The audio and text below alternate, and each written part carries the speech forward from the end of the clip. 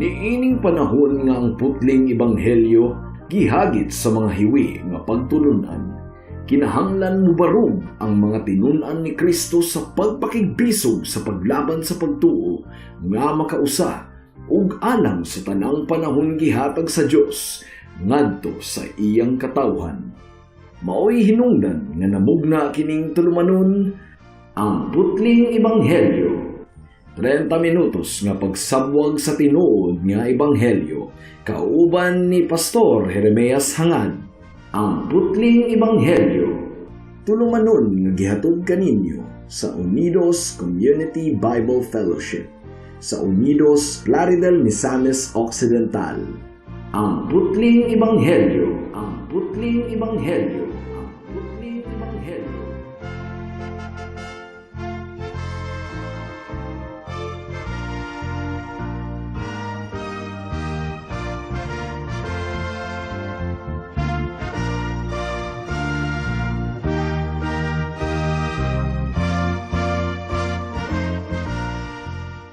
Alang sa pagpamalandong sa pulong sa Dios ni ining taknaa atong pag-aablihon ang Matthew chapter 24 verses 36 hangtod sa 44. Apan sa dili pa atong gipaabot ang atong pagpanimbaya once again sa akong 93 years old nga lolo nga si Lolo Isabelo Laure Sr. nga naminaw karon. Matthew chapter 24 verses 36 hangtod sa 44. Ang giingon dinhi mga kaigsuonan. Apan walay tawo nga nasayod kanus amo abot kadtong adlawa ug taknaa. Bisan ang mga anghel sa langit ug bisan gani ang anak, kundili ang amahan lamang. Sa pag-abot sa anak sa tawo mahisama sa nahitabo sa panahon ni Noe. Sama sa mga adlaw sa wala pa ang lunop. Ang mga tawo nagpadayon sa naanda nilang buluhaton sama sa pagkaon ug pag-inom ug pagminyuanay. Hangtod gayod sa adlaw nga misulod si Noe sa arka. Apan wala sila masayod sa nahitabo hangtod nga ang lunop miabot ug mibanlas kanilang tanan. Sama unya niini ang mahitabo inig abot sa anak sa tawo. Niadtong panahona duha ka tawo ang magtrabaho sa uma. Ang usa kuhaon ug ang usa ibilin. Duha ka babayi magaling og pagkaon, ang usa kuhaon ug ang usa ibilin. Busa pagbantay kamo kay wala kamo masayod kun unsang adlawa muanhi ang inyong Ginoo. Hinumdumi kini. Kun ang agalon sa panimalay nasayod paunta unsang taknaa sa gabii moabot ang kawatan. Magtukaw gayod siya ug dili motugot nga ang kawatan mulungkab sa balay. Busa kamo usab kinahanglan mag-andam kanunay kay moabot ang anak sa tawo sa takna nga kamo wala magpaabot kaniya. May the Lord bless the proclamation of His word today. Ang tinuod nga Kristohanon, mga kaigsuunan, mga kahigalaan, kinahanglan nga andam sa tanang mga butang, sa tanang panghitabo niining kalibutana. Ang tinuod nga Kristohanon, uban sa pagmando sa pulong sa Dios, nahimo siyang forewarned, napasidan-an na siya, aron siya mahimong forearmed. But pasabot, andam nagyud siya sa tanang hinagiban, bisag unsa ang mahitabo sa iyang kinabuhi. Tungod kay siya nahalambigit naman ug nahiusa na kang Kristo. Naglakaw siya uban sa atong Ginoong Hesukristo. Nagsalig lamang siya sa mga bililhon nga mga saad sa atong Ginoo ug nagpaabot siya sa kahimayaan nga iyang atubangon sa pagbalik sa atong buhi nga Dios. Kinahanglan nga siya malaumon kanunay. Gumikan kay ang Dios mutuman gayod sa iyang mga saad. Ang pulong sa atong Ginoong Hesukristo ngadto sa iyang mga disciple sa atong teksto nga gibasa karon. Iyang gitagna ang destruction sa Jerusalem, ang pagkagunob sa Jerusalem. Iya usab nga gihatag ang mga sinyales, mga timailhan sa iyang pagbalik pag-usab sa katapusang adlaw.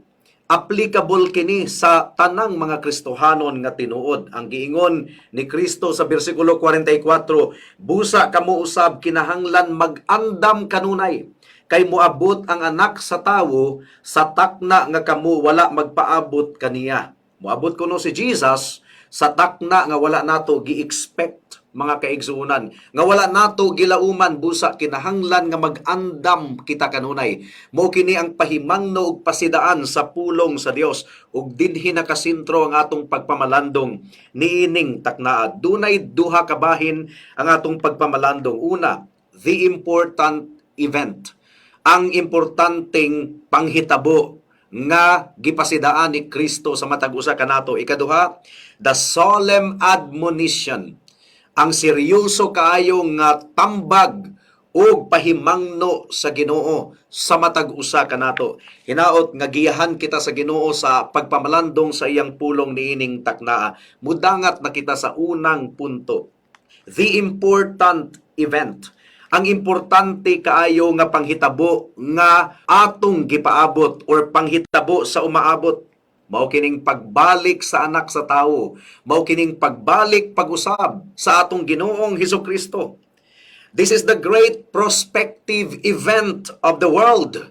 Mao kini ang pinakadakong panghitabo nga atong malauman mga kahigalaan, mga kaigsuonan.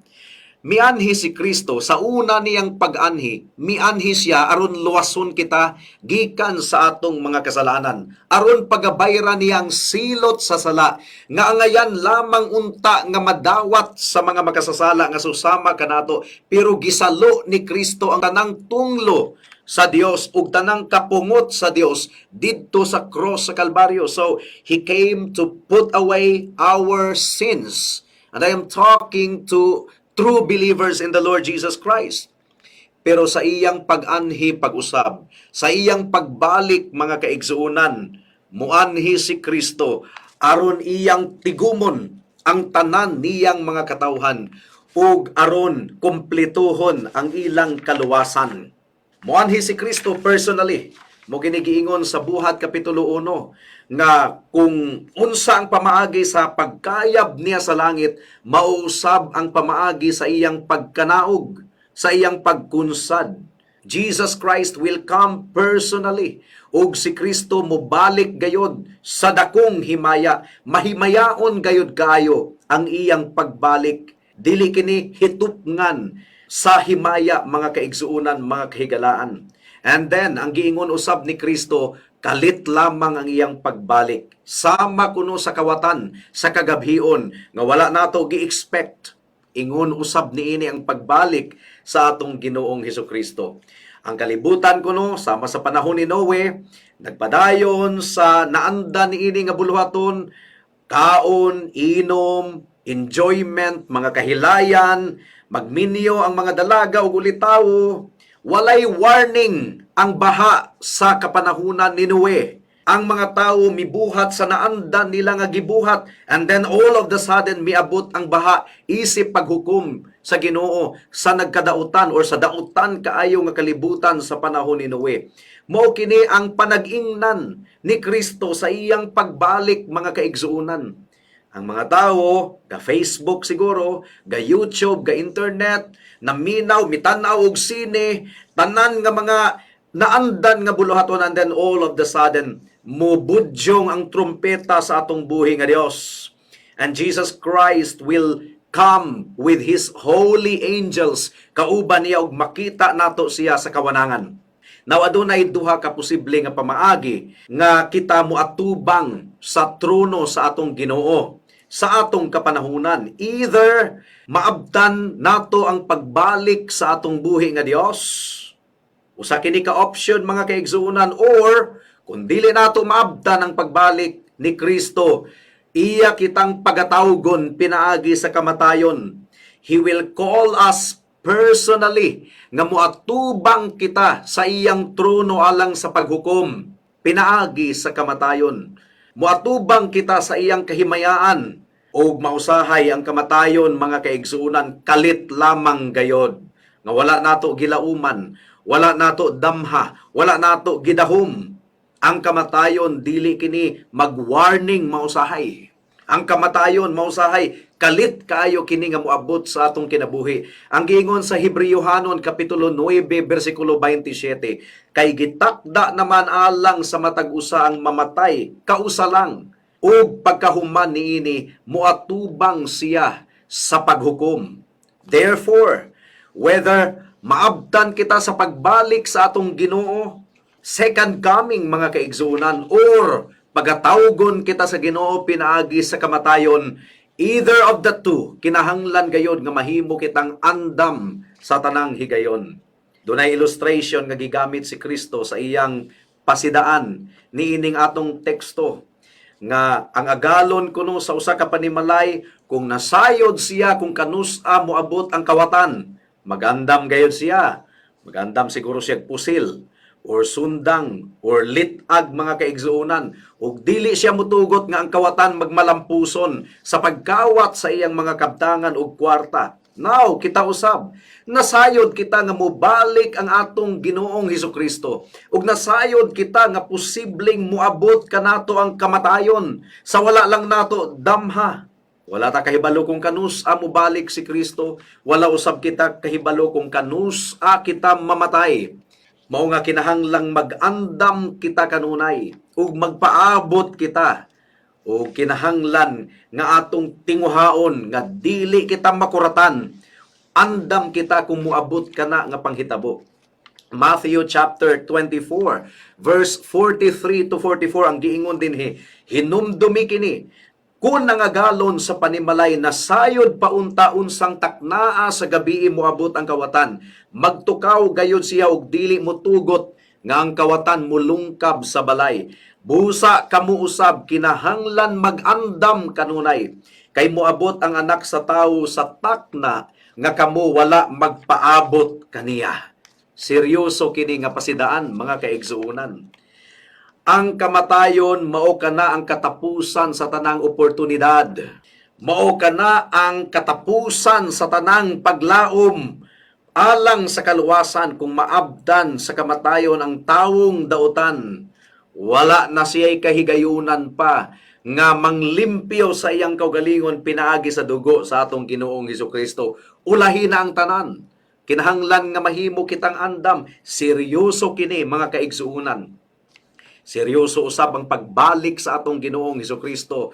Ikaw kung dili ka andam sa pagbalik sa atong Ginoo, and then all of the sudden makita nato si Kristo nga mukunsad gikan sa kalangitan kauban sa mga anghel sa dakong kahimayaan. Dili ba ka malisang higala? Dili ka ba mahadlok gumikan kay dili ka andam ug ang pagbalik sa Ginoo mao kana ang iyang paghukom, mulingkod siya sa iyang trono ug iyang lainon ang mga karnero gikan sa mga kanding. When the Lord Jesus Christ comes, there will be no more chance nga maghinulsol pa kita ug musalig sa atong Ginoong Hesukristo. That's it. Muhukom na si Kristo. Busa kinahanglan nga mag-andam kita. That is the first point.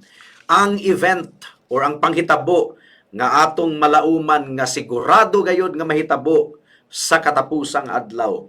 Ikaduhang punto, the solemn admonition, ang seryoso nga panghimangno, ang seryoso nga sugo mga kaigsuunan. Unsa man ang serious admonition nga gihatag ni Kristo, nga kita mag-andam kuno, nga mahimo kitang andam. Andam sa unsa? Andam kita sa pagbiya nato niining kalibutana, any moment from now, posibleng mahitabo, posibleng tawgon kita sa kamatayon. Sabi sa unsa nga pamaagi, sabi sa asang dapit nga gipili sa Ginoo nga atong mahimutangan sa atong kamatayon. O kinahanglan nga mahimo kitang andam nga moatubang sa anak sa Dios alang sa paghukom. Either pinaagi sa kamatayon or pinaagi sa ikaduhang pagbalik or pag-anhi sa atong Ginoong Hesukristo. Kinahanglan nga mahimo kitang andam. Kinahanglan nga maksabda nato kung unsaon nga atong mga kasalanan mapasaylo sa atong buhi nga Dios. Kung unsaon nga ang ebidensya sa kaluwasan mahimong dayag sa atong kinabuhi. Unsaon man nga mapasaylo ang atong mga sala. Unsaon man nga kita mahimong kahimutan sa Ginoo ug ang tunglo sa Dios matangtang ngari kanato.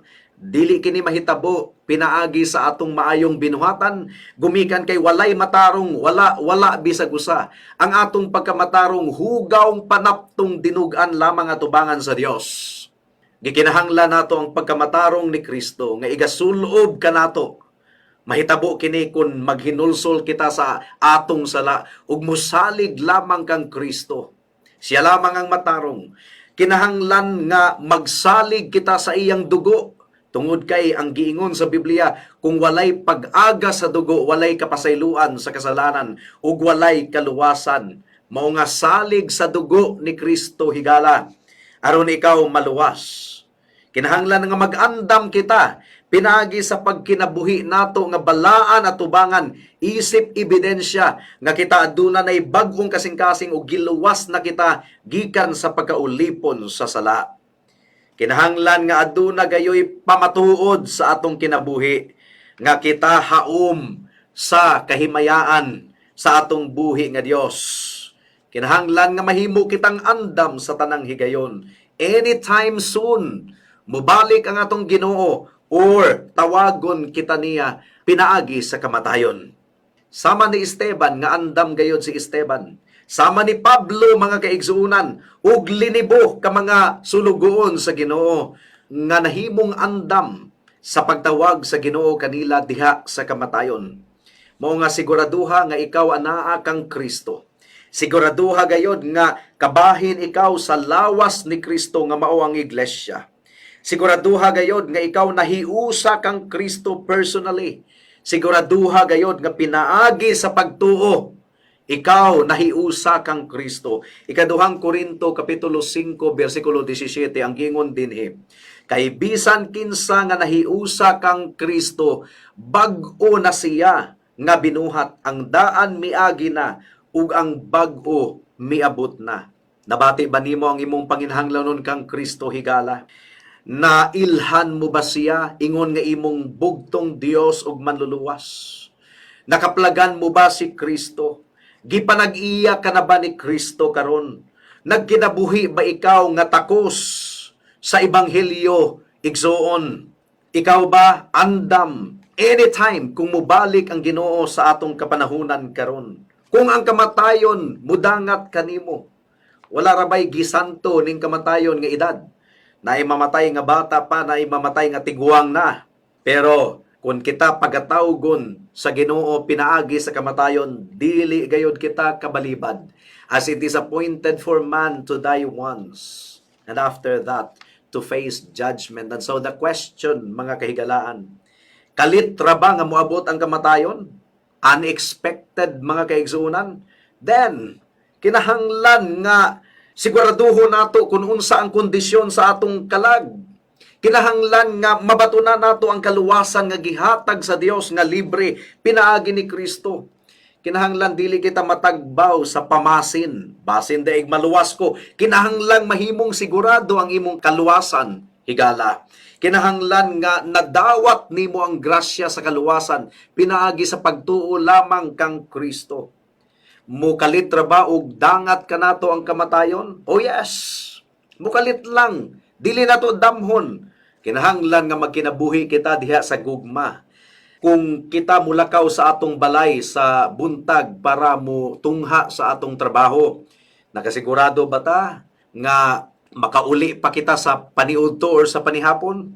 Wa gyud din taon ta kahibalo kun unsay mahitabo sa usa ka adlaw. Unya kung mibiya ka sa imong balay sa buntag nga gaaway mo sa imong asawa or gaaway mo sa imong anak or do na kay kabikil, unya mo na diin ang katapusan imong adlaw nga tawgon na diay ka sa Ginoo, makalilisan kayo hunahunaon nga mamatay ikaw, mupanaw ikaw nga aduna kay kabikil higala.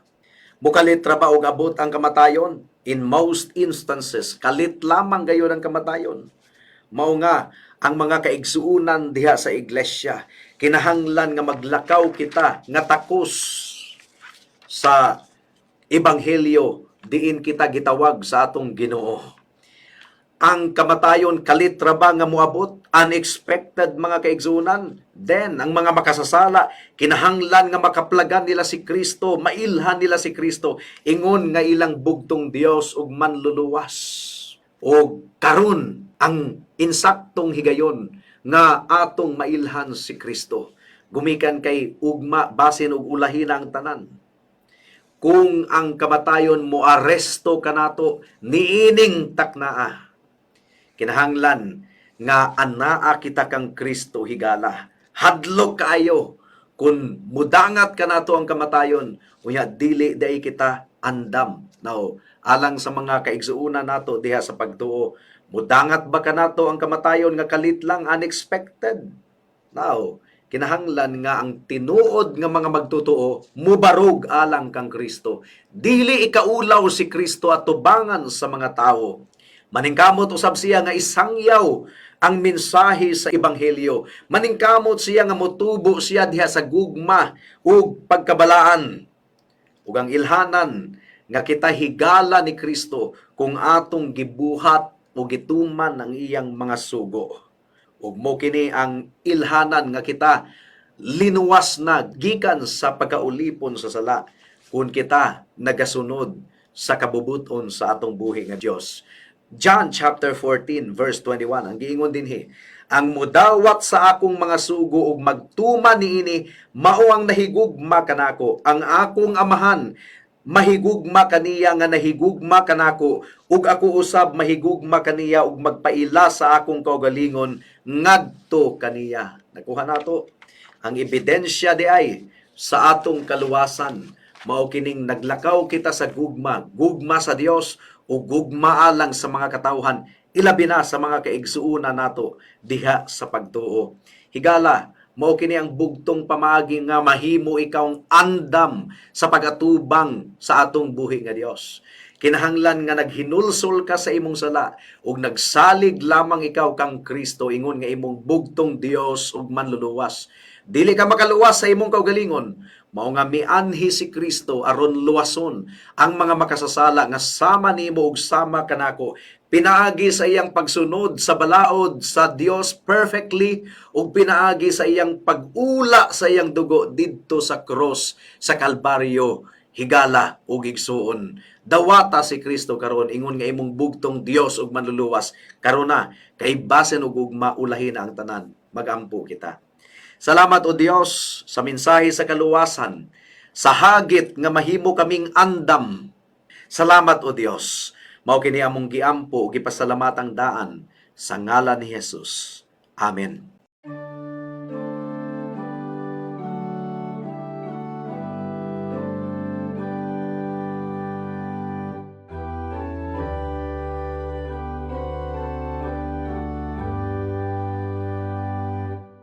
I know that my Redeemer lives.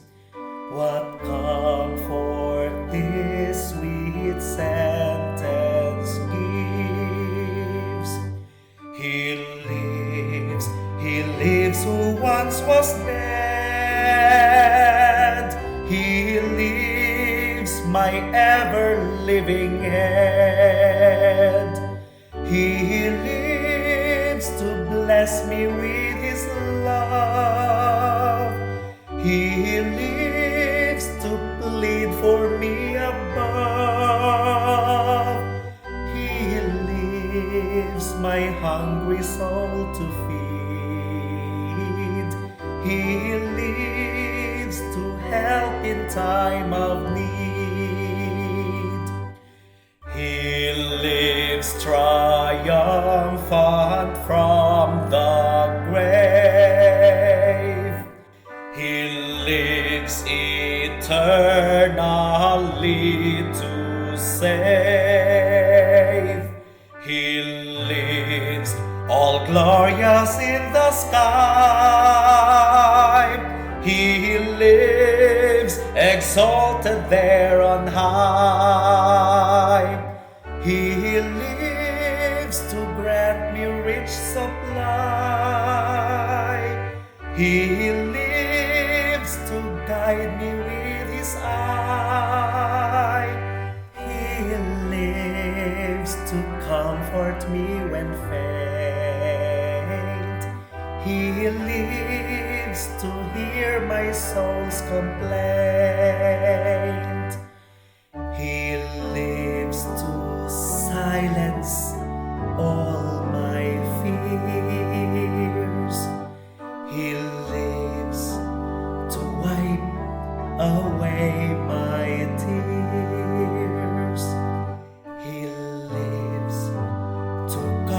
my troubled heart. He lives all blessings to impart. He lives, my kind, wise, heavenly friend. He lives and loves me to the end. He lives, and while He lives, I'll sing. He lives, my prophet, priest, and king. He lives and grants me daily breath. He lives and I shall conquer death. He lives, my mansion to prepare. He lives to bring me safely there. He lives, all glory to His name. He lives, my Jesus, still the same. Oh, the sweet joy this sentence gives. I know that my Redeemer lives.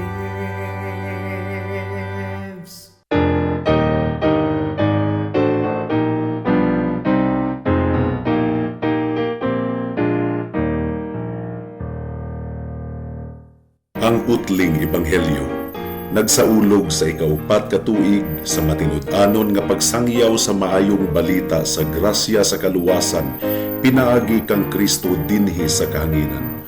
Uban sa tanang mga nagpaluyo sa Herald of Grace Radio Ministries Philippines, mainiton kaming nagpasalamat sa mga loyal nga tigpaminaw. Uban sa pangaliyang ang matag-usa, malig-on sa Kristohanong pagtuo, ug ang mga nagduha-duha makabaton og kasiguruhan sa kaluwasan diha kang Kristo ug kang Kristo lamang. Kaluwasan nga masayran sa tanan gikan sa Biblia lamang, tungod sa grasya lamang nga madawat pinaagi sa pagtuo lamang kang Hesukristo lamang ug alang lamang sa kahimayaan sa atong buhi nga Dios. Sumala sa kasulatan, ang tanan nga magsangpit sa ngalan sa Ginoo maluwas. Apan unsaon man nila pagsangpit kaniya kung wala sila mutuo, ug unsaon man nila pagtuo kung wala sila makadungog sa mensahe, ug unsaon man nila pagkadungog kung walay magwali niini, ug unsaon man pagwali sa mensahe kung walay gipadala nga magwawali. Sumala sa kasulatan, pagkatahom sa mga tiil ni adtong nagwali sa maayong balita, apan wala mo dawat ang tanan sa maayong balita. Si Isaias miingon, Ginoo, kinsay mituo sa among giwali? Busa ang pagtuo nagikan sa pagpamati sa mensahe ug ang nabati nagikan sa pulong ni Kristo. Ulit-ulit nating sinasabi dito na lahat po ng tao na ipinanganak dito sa mundo ay merong master's degree. PhD pa nga eh. PhD degree in self-righteousness. Pakinggan mo lahat ng tao. Itanong mo kung paano sila makakapasok sa kaharian ng Diyos. Ang sagot nila, gumawa ka ng mabuti. Sundin ang 10 utos. Huwag mang-apak ng kapwa. So it's all about me and what I can do. Now, kung iyon po ang daan tungo sa kaligtasan, hindi na kailangan ng mangangaral. Bakit mangaral pa? Mangangaral pa tayo na do good in order to be saved. Upang ikaw ay maligtas, gumawa ng mabuti. Iyon ang paniniwala ng mga tao eh. What need is there for preaching?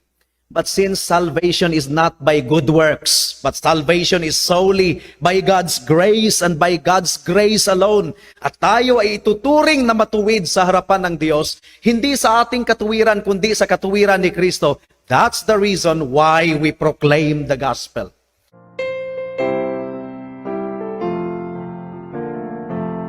Alang sa dugang nga mga pangutana, mahimong mo text kang Pastor Jeremias hangad sa 0935-744-3030.